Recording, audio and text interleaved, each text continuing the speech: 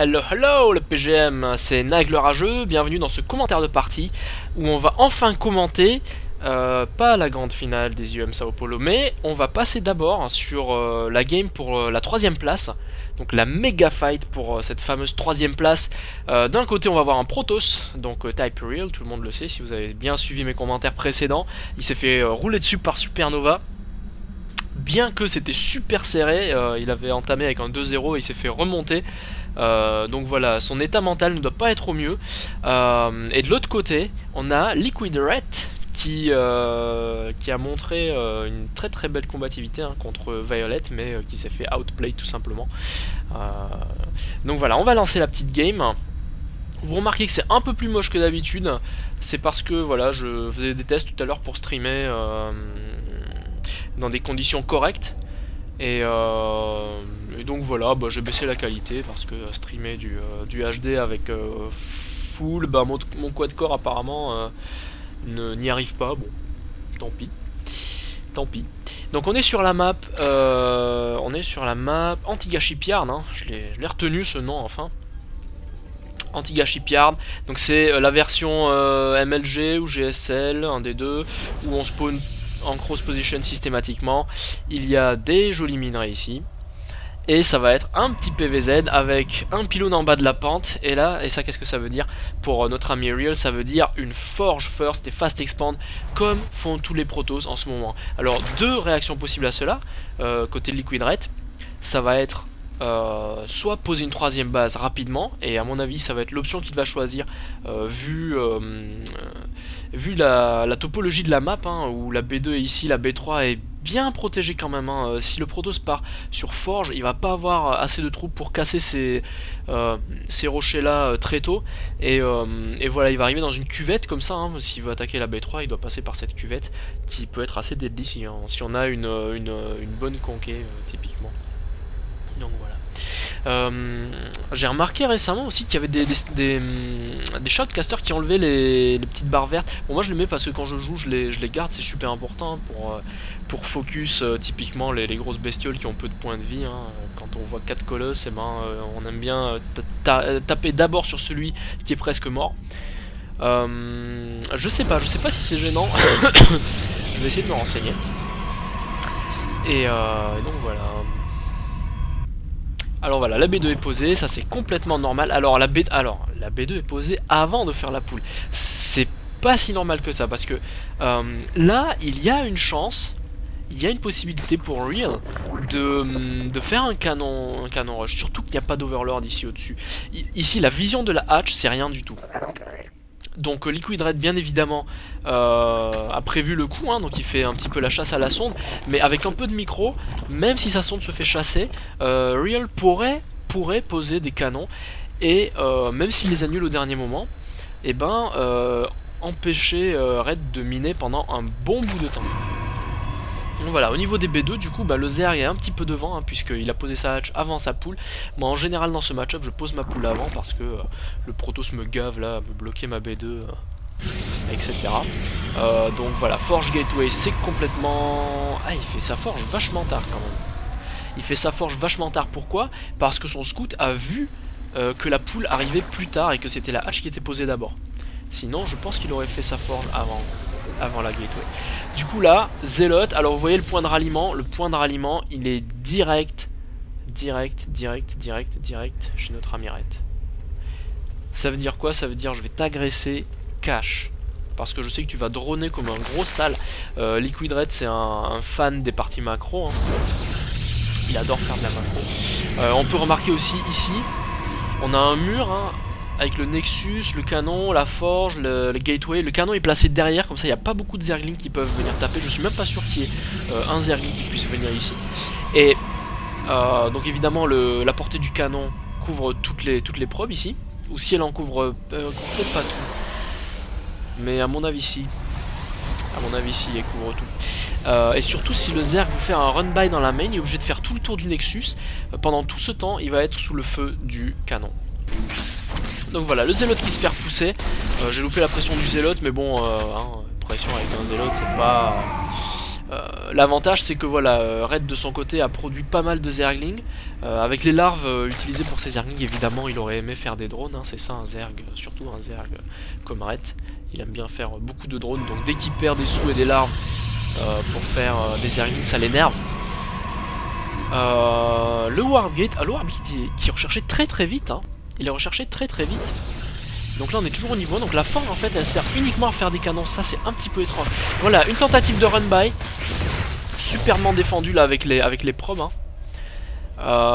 Ce canon va pop, les Zerglings n'auront pas le temps de tuer ce pylône, donc voilà, il a un petit peu laissé tomber. Pendant ce temps évidemment il drone comme un gros sale, hein. Et ça va partir sur du Blink Stalker à mon avis. Ou sur du DT, ah d'accord, du DT. Ah d'accord, du DT. Il y a une seule gate. Ça m'étonne un petit peu qu'il chrono boost son warp gate comme ça alors qu'il n'y a qu'une seule gate. Mais bon voilà, c'est pour sortir, c'est pour timer. Non, je pense que le warp gate va arriver vachement avant le Dark Shrine. Donc voilà, je sais pas trop. Là il rajoute des gates, ça va être 4 gates. Bien voir ce qu'il va en faire. La B3 est posée, hein, comme prévu, la réaction de Red, hein, c'était B3. Une Evo, un Roach Warren, donc ça va permettre de faire de la détection, de faire des upgrades. On a le T2 qui est recherché par Red. La B3 qui commence à être bien saturée, hein, donc en termes d'income, on voit quand même un bon avantage du Zerg. Il n'y a pas eu beaucoup de pression. Il y a des protos qui aiment bien transitionner sur de l'air par exemple. C'est le cas de MC typiquement. Donc voilà, c'est pas la stratégie de Real qui préfère faire des choses au sol. Par contre, le Dark Shrine s'est fait spot et ça c'est une catastrophe pour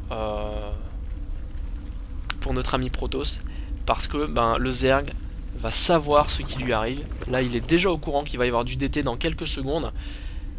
Il l'a pas annulé, hein. Il l'a pas annulé. Il le garde. Il faut savoir, même avec la détection, un Dark Shrine ça peut être super lourd. Envoyer 4 DT partout, il faut 4 détections. C'est voilà, on l'a vu, hein, sur alors c'était laquelle? Ah, je me souviens plus du nom de la partie, mais il y a une partie où ah, c'était pas Real contre Supernova par hasard. On voit vraiment les DT qui font leur boulot, malgré que le terrain, voilà, et des scans et des tourelles, ils font quand même énormément de dégâts, énormément de dégâts, donc il faut savoir les utiliser. Apparemment Real est très fort là-dedans. Ça part sur du Blink Stalker, plus en attaque. Donc voilà, ici on a le plus en attaque également. Il va y avoir assez peu de Zerglings apparemment. Quoique il en a rajouté ici contre les DT, il en a fait pas mal. Donc peut-être qu'il aurait dû partir sur Carapace. Hein. Mais bon, à ce stade là pour l'instant. Voilà, le niveau 2 recherché. Là il y a beaucoup de roach, hein, qui sont créés. Là aussi il commence à y avoir de l'armée. Ça commence à poker un peu là. Oh, des stalkers gratuits, ça c'est toujours bon ça. Ça c'est toujours bon, il va perdre beaucoup de Zerglings, non même pas. Donc voilà, il tue un stalker gratos. Il en met un deuxième low HP et puis il se recule, hein, pour pas perdre tous ses Zerglings. Bon travail de map control, hein, de la part de Liquid Red. Et donc ces Zerglings qui vont contre-attaquer, hein, ils sont en position de contre-attaque. Ils vont contre-attaquer, ils vont aller sans doute tâter la B3 je pense. Après avoir check un petit peu la B2. Là il y a beaucoup de roach. Alors qu'est-ce qui se passe là? En termes d'unité, on a 10 stalkers seulement contre 37 roach. Alors là je sais pas ce qui se passe, mais Liquid Red est largement en avance. Alors c'est peut-être l'argent qui a été investi dans tous ces DT. Finalement 4 DT qui n'ont strictement rien fait. Tout cet argent il se retrouve maintenant, hein, dans cette différence de supply là, 162 à 87. J'ai même envie de dire que Real est déjà mort en fait, avec une telle différence. Non, c'est vraiment trop énorme. C'est vraiment trop énorme. Là il y a les deux canons qui sont partis. Typiquement là en fait Real ne peut plus sortir de sa base, hein. Dès qu'il va sortir de sa base il va se faire contrer. Il pourrait sniper ça et faire un peu de dégâts avec du DT, why not. Il y a de la micro là sur les Blink Stalker. C'est pas mal, mais l'écart ne se rétrécit pas. L'écart ne se rétrécit pas et au bout d'un moment, Notre ami Protoss il va être un peu short au niveau des minerais. Ici, ça, il y a quand même, il y a encore des ressources. Hein. Il est à peu près au même niveau que Ret. Et Ret, à mon avis, alors voilà, est-ce qu'il a vraiment prévu de faire uniquement sur B3? De faire un forcing sur B3, il recherche l'Infestation Pit. Alors est-ce que c'est pour faire des infestes ou est-ce que c'est pour passer tier 3 et faire le plus 3 d'attaque? On va le voir. On va le voir. Voilà, les roches qui sont bureaux. Donc là, il y a un petit peu toutes les... Waouh. Il y a un petit peu toutes les upgrades hein, des roches. Alors le roach warren était ici. Hop, voilà. Il a fait toutes les upgrades des roches. Il va pouvoir micro, peut-être avec du bureau. Why not hein, ça pourrait être super sympa à voir. Mais bon, là, je pense qu'en fait, il voit bien qu'il a largement plus. Hein, là, maintenant, voilà, l'écart, il est de 100. Il a largement plus, donc il va y aller sans subtilité, sans détour. Aïe, aïe, aïe, aïe, aïe, aïe. Ah, ça fait mal. Ça fait mal, ça fait mal. Là, on voit pas mal hein, le blink des stalkers qui aide quand même beaucoup Real. Et faut savoir que si on fait blink avec un bon timing, c'est-à-dire juste au moment où l'attaque commence et où elle n'est pas encore arrivée jusqu'à son unité, ben l'attaque va aller dans le vide. C'est le GG de Real, il a plus de stalker, il a plus de défense, il a plus rien, il est sur 2 bases, il peut pas expand, bien évidemment, cette game est gagnée depuis un petit bout de temps pour Ret.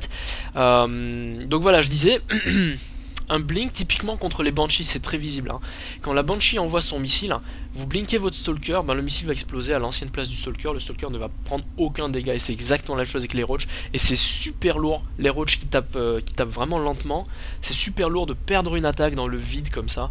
Ça peut faire une grosse différence. Après bon c'est extrêmement difficile à faire, mais ça peut faire une différence.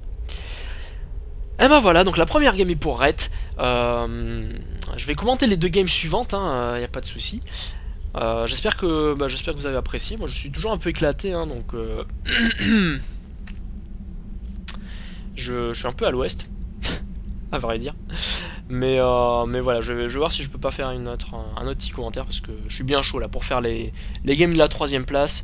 Comme ça, il restera plus que la grande finale après la méga fight entre le Super Terran et le Super Zerg que j'ai déjà vu, mais bon. Et je vous dis à plus, hein, et je vais commenter un peu. Allez, ciao!